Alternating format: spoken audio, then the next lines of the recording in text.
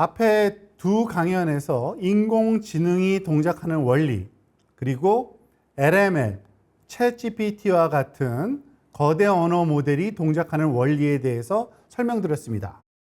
이번 시간에는 그것을 얼마만큼 잘 활용할 수 있는지 실질적인 예를 들어가면서 설명을 좀 드리도록 하겠습니다. 우선 그 챗봇이라는 것을 한번 만들어 보겠습니다. 챗봇이라고 하면은 사용자로부터 주문을 받아서 그 주문을 정리하는 챗봇, 또는 뭐 고객으로부터 말하자면은 그 응대하는 그러한 챗봇 등등 다양한 것이 있을 수 있는데요.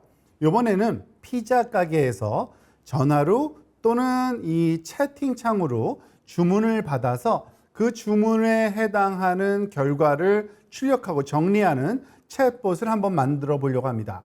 언뜻 들어보면은 굉장히 어려운 문제 같지만 의외로 LML이 할 수 있는 능력이 뛰어나서 그 챗봇 만드는 것조차 단순한 프롬프트로 할 수 있다는 사실을 여러분들이 알게 될 겁니다. 지금 이 슬라이드의 내용을 가만히 좀 살펴보도록 하겠습니다. 지금 슬라이드에서 그 챗봇을 만드는 데 사용할 프롬프트가 하나 예가 들어있는 건데요.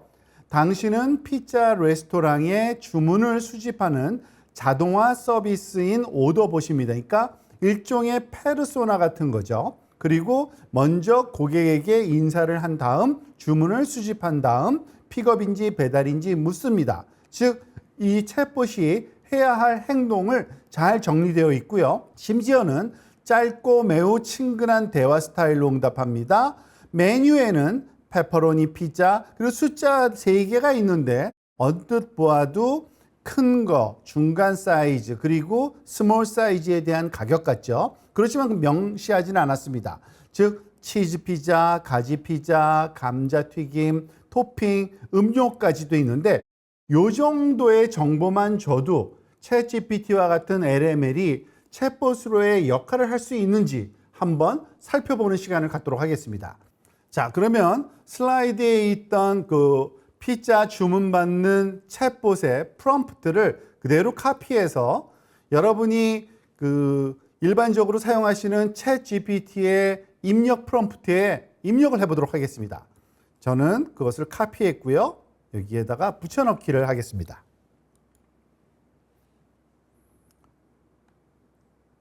앞에 슬라이드에 있던 한 10서너 줄인데요. 보니까 했더니 맛있는 피자 주문을 도와드릴게요. 드시고 싶은 메뉴부터 알려주세요. 하고서 그냥 아무 얘기 없네요. 그냥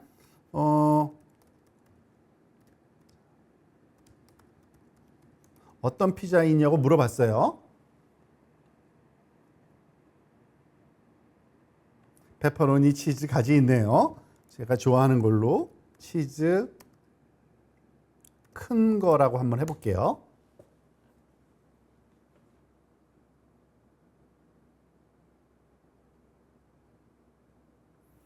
큰 치즈 피자 1개, 그리고 여기에 토핑을 물어보네요. 거기에다가 소시지를 이렇게 할게요. 뭐 주문할 때 그냥 그 단어만 해도 되니까 라지 치즈 피자가 10.95고 소시지가 3불이고 감자튀김 그릭 샐러드 음료 있는데 콜라 큰 거도 주세요 라고 해볼게요.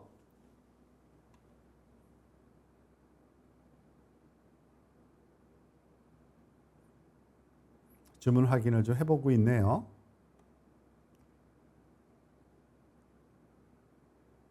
자, 라지 치즈 피자 토핑했고 콜라 있고 다 합해서 16불 95인데 픽업인지 배달인지 알려달래네요. 픽업이라 그러면은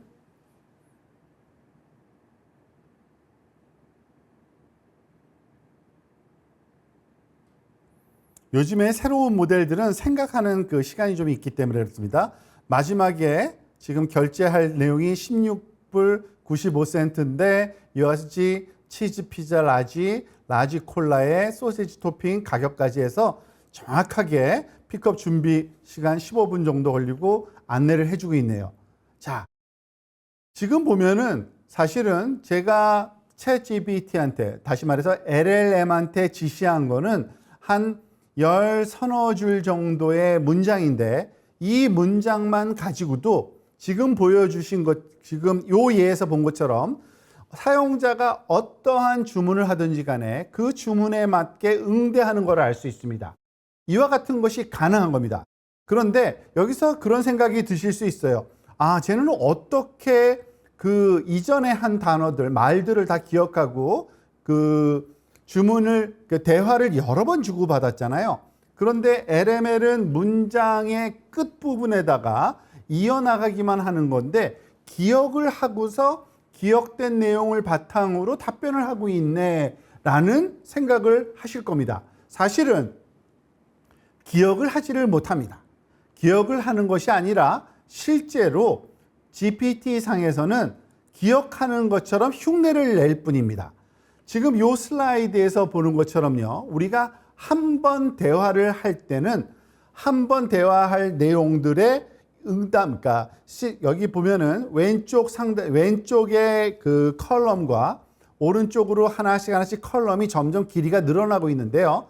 이 왼쪽 부분에 있는 내용이 첫 번째 응답을 주고받은 겁니다. 즉, 이 초록색 바탕으로 있는 상자는 AI 자체가 갖고 있는 시스템 프롬프트라는 지시사항이고요. 사실 사람이 입력한 거는 휴먼 쿼리라 그래가지고 파란색 피자 주문만 한 겁니다, 제가. 그리고 거기에 AI 리스폰스 주황색이 나온 거고요. 그렇지만 그 다음 문장을 집어넣은 휴먼 쿼리 두 번째가 들어가기 전에 이전에 주고받은 내용이 AI의 시스템 프롬프트라는 이름으로 과거에 주고받은 대화가 입력으로 함께 들어가게 되는 겁니다. 그러니까 어떻게 보면 굉장히 비효율적이죠. 한번 대화를 주고받을 때마다 현재의 대화만 주고받는 게 아니라 과거에 주고받은 사용자가 입력한 프롬프트와 그리고 그 LML이 답변한 것 모두 다 매번 다시 처음부터 다 가르쳐 주는 겁니다. 그러면 그와 같은 문장상에서의 답변은 이것이 가장 적절하구나 라고 답변해 주는 겁니다. 그래서 마치 기억을 하고 있는 듯한 우리가 착각을 일으키게 하지만 앞에서 설명드렸던 LML의 동작 원리, 주어진 문장의 뒷부분에 어떠한 단어가 오는 것이 가장 적절한지를 답변으로 완성해내는 것은 전혀 다른 것이 아니고 똑같이 그런 방식으로 동작합니다. 이전 슬라이드에서 설명드린 피자 주문을 받는 챗봇의 예처럼 굉장히 지능적인 행동을 이제 LML이 할 수 있다는 사실을 알게 됐는데 그 응용 분야를 확대해 가면은 생각보다 많은 일을 할 수가 있습니다. 그래서 일상생활에서 챗 GPT와 같은 LML을 활용해서 우리가 사용할 수 있는 응용 분야들을 한번 정리해 봤는데요. 사실은 이 내용도 챗 GPT한테 물어본 내용입니다. 하지만 워낙 정리가 잘 된 관계로 이것을 가지고서 한번 설명을 드리도록 하겠습니다. 우선 일상생활에서 첫 번째, 학습 및 정보 습득에 활용할 수 있고요. 또 하나, 의사결정 지원에도 활용이 가능하고요. 창의적인 활동, 취미 개발, 정서적인 지원, 개인 성장에 활용할 수가 있습니다. 좀 더 구체적으로 보면요. 학습 및 정보 습득에는 새로운 주제, 학습 지원 또는 외국어 학습하는데 보조 툴로서 사용할 수 있고요. 자녀들을 위한 교육 보조 자료를 답변을 준비하든지 자료를 준비하는 데 사용할 수가 있습니다. 의사결정에서도 마찬가지입니다. 제품이나 서비스를 추천해 달라고 요청할 수도 있고요. 여행 계획을 짜달라고도 할 수 있고요. 식단, 레시피도 달라고 할 수 있습니다. 등등 글쓰기, 취미활동, 게임, 재미요소 등등을 할 수 있는데요. 이 많은 것을 다 해볼 수는 없지만 한 가지 예를 들어서 우리가 여행지를 추천하고 그리고 일정을 계획해 달라고 그러고 관광지 정보까지 제공하면서 예산에 맞는 굉장히 많은 것을 지금 요청하고 있는데 이와 같은 것도 한꺼번에 해줄 수가 있을까? 당연히 있습니다. 하지만 문제는 그겁니다. 우리가 원하는 정보를 프롬프트에 짜임새 있게 잘 정리해서 질문을 해야 되는데 매번 그런다는 것은 굉장히 어려운 일입니다. 그래서 챗GPT와 같은 LML에서는 그것을 미리 만들어 놓고 가장 많이 사용하는 어떤 여행 계획 짜주는 그러한 그 전문 챗GPT 또는 아까 본 것처럼 주문받는 챗GPT 등등을 만들어서 쓸 수 있게 해줍니다. 그 내용을 한번 살펴보도록 하겠습니다. 그러기 위해서는 물론 한 번은 적어도 여러분이 원하는 그 지시사항을 잘 정리할 필요가 있습니다. 물론 다 읽어보지는 않겠는데요. 예를 들어서 여행 계획을 짜주는 챗 GPT를 만들고 싶다 하면은 이 챗 GPT에게 어떤 역할을 부여해야 됩니다. 그래서 역할로 롤, 당신은 여행 계획 전문가입니다. 당신은 제공된 자료를 고려하여 사용자에게 맞춤형으로 여행 계획을 제안해야 합니다. 인스트럭션, 사용자가 제시한 계절, 기간, 예산을 고려해서 등등등 지금 지시사항이 거의 2개의 말하자면은 지금 그 창으로 표현할 수 있을 만큼 한 20줄 넘는 지시사항이 있는데요. 이와 같은 것을 미리 만들어 놓고 챗 GPT한테 내가 원할 때 이 기능으로 동작하게 만들어 놓는 기능이 있습니다. 그거를 보통 GPTS라고 부르는 건데요. 여기 링크가 있으니까 한번 링크를 따라서 들어가 보도록 하겠습니다. 자, 링크는 제가 이미 만들어 놨습니다. 그래서 이 GPTS라는 만드는 방법은 다음 슬라이드에서 설명드리겠지만 만들어 놓고 나면은 우리가 아주 쉽게 쓸 수가 있습니다. 그게 바로 여기에 GPTS 기능인데 여행 계획기라는 이름에 제가 GPTS를 만들고 그 만드는데 사용했던 그 내용들이 프롬프트가 바로 정확히 이 프롬프트입니다. 여기서부터 여기까지, 여기서부터 여기까지 해당되는 프롬프트를 넣어서 GPTS를 만들었고요. 예를 들어서 일일이 입력하기 귀찮으니까 사용자를 편의를 위해서 사전에 미리 입력한 질문이 있습니다. 3월 중순 4박 5일 250만 원 이렇게 간단하게 질문만 해도 이 GPTS가 3월 중순 4박 5일 여행 예산 250에 맞춰서 지금 일본 가고시마 이부스키 온천 여행을 제안해주고 있고요. 스타일과 출발지는 인천공항이라는 거, 4박 5일 동안 첫날은 오전에 오후에 저녁 때 할 일, 2일차에 할 일, 3일차에 할 일, 4일차 귀국, 예산은 너무나도 정확하게 전문가답게 얼마 거의 뭐 정확하진 않겠지만 이 정도의 액수로 다 해결된다는 것을 우리가 쉽게 예측할 수 있는데 추가적인 정보, 여행 팁과 이벤트도 알려주는 자, 이와 같은 작업을 우리가 쉽게 할 수 있다는 거죠. 그래서 근데 이거를 그거 할 때마다 우리가 매번 해야 되냐? 그것도 아닙니다. 여러분들이 지금 인터넷상에 특히 챗 GPT를 사용하는 사용자들 커뮤니티에서는 GPTS를 만들어 놓은 게 수천 개가 이미 있습니다. 그래서 그 만들어 놓은 그 GPTS는 그 프롬프트가 길고 정확하고 아주 효율적으로 만들어 놔서 질문만 하면은 우리가 원하는 답변을 해줄 수 있는 그것이 많다는 거죠. 그것은 어디에 있냐면요. 여러분들 GPTS라는 곳에 있는데요. 한번 살펴보도록 하겠습니다. 즉 GPTS는 여러분들이 챗 GPT에 로그인 하시면요. 여기 왼쪽 하단에 왼쪽 메뉴에 한 세 번째 몇 번째인지 모르겠지만 GPT 탐색이라는 기능이 있는데 그것을 통해서 살펴보실 수가 있습니다. 한번 똑같이 한번 살펴보도록 할까요? 지금 여기에서 저는 그 사이드바를 접었었는데 한번 열어보고요. 보면은 여기에 있네요. GPT라고 부르는 거. 여기에 GPT의 GPT, 이름을 GPTS였는데 GPT로 바뀌었네요. GPT들이 있고 여기서 예를 들어서 여행 계획기라고 타입하면은 여행 계획기에 관한 이런 GPT들을 찾아주고 이거 제가 짠 게 나오네요. 진짜 제가 짠 게 바로 나오고요. 또는 여러분이 원하는 다른 사람들이 짠 여행 플래너라는 것도 있고요. 등등등 그거를 채팅 시작을 통해서 활용을 하시면 여러분들이 좀 더 편하고 쉽게 아주 복잡한 그러한 프롬프트를 대신 작성되어 있는 것을 활용하실 수가 있다고 보시면 되겠습니다. 이 GPTS를 만드는 방법도 굉장히 간단하기 때문에 잠깐 설명을 드리도록 하겠습니다. 여러분들이 챗GPT의 계정에 로그인 하시고 들어가면 여러분 사진 옆에 만들기가 있거든요. 이 만들기를 누르면 그것에 해당되는 GPTS를 만들 수 있는데요. 생각보다 이렇게 어렵지 않은 관계로 잠깐 제가 시연을 보이도록 하겠습니다. 즉 여기서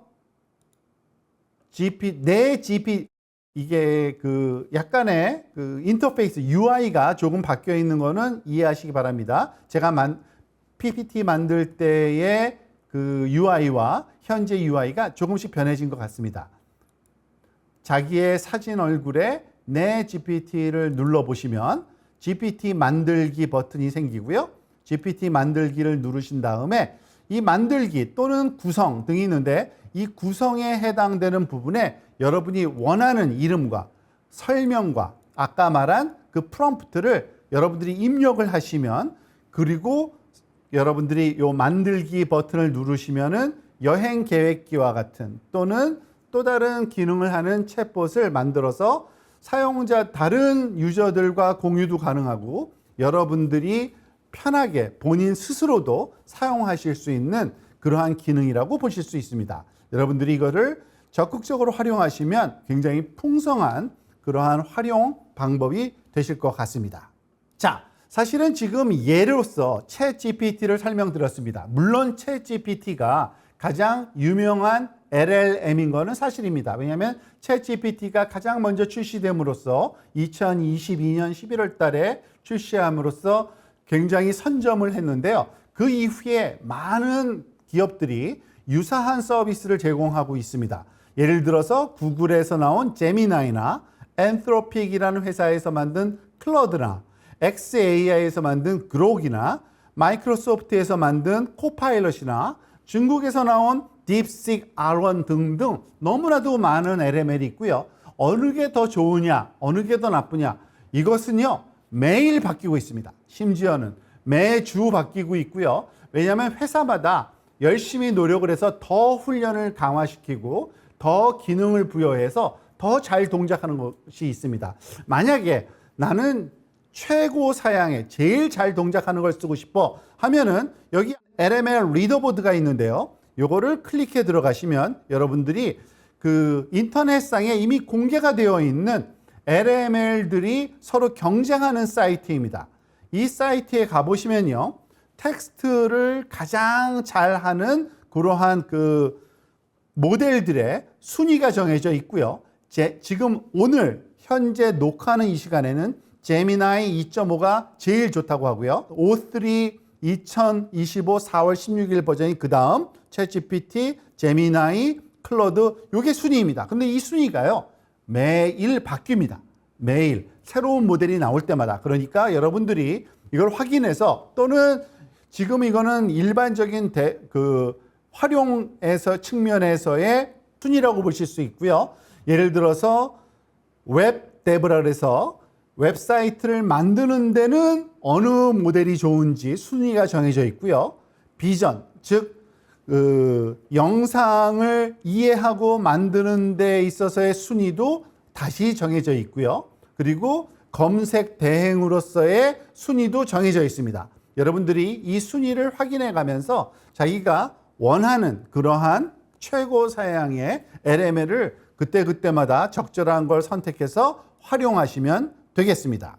요즘에 활용되는 오늘 또 소개해드린 많은 활용 방법을 우리가 살펴보다 보면은 LML은 인공지능은 문장을 집어넣으면 그 문장 다음에 나올 가장 적절한 단어를 출력하는 것이라고 설명을 들었음에도 불구하고 사용하다 보면은 아니야, 혹시 인공지능은 이제 생각을 할 수 있나?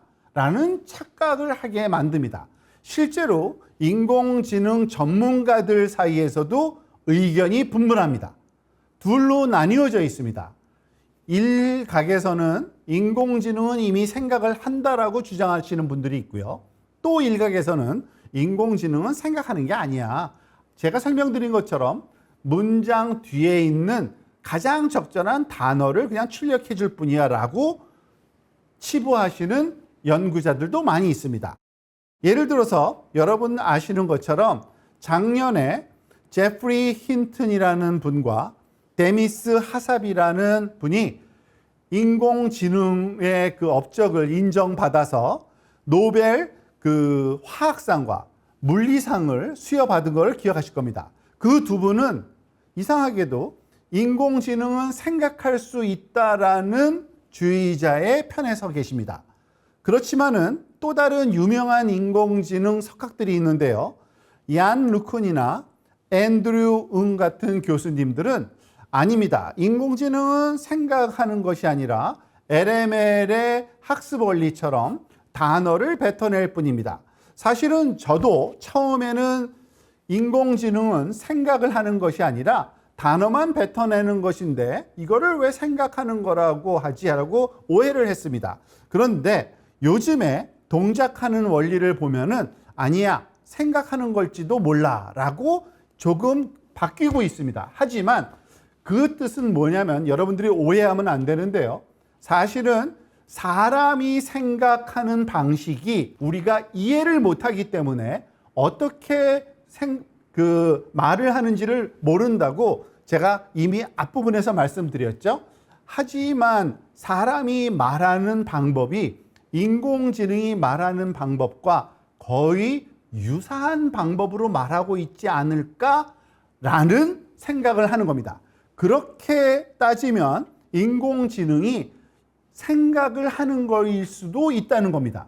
인공지능이 생각을 할지도 모른다는 말은 사람이 생각하는 것처럼 생각하는 걸지도 모른다는 것과 똑같은 의미인데요. 그 얘기는 뭐냐면 사실은 사람이 어떻게 생각을 해서 말을 만들어내는지를 우리가 이해를 못했었으나 LML의 동작 방식으로 해도 사람이 하는 것과 거의 똑같은 결과를 내는 것을 보면 사람도 아마 이전에 주어져 있는 단어들의 문맥상 그 다음 단어가 가장 적절한 게 무엇인지 찾아내는 방식으로 문장을 만들어내고 그 결과가 생각의 결과로 보여지기 때문에 유사한 것이 아닐까라는 의견이 점점 늘어나고 있는 상황이라고 보시면 되겠습니다.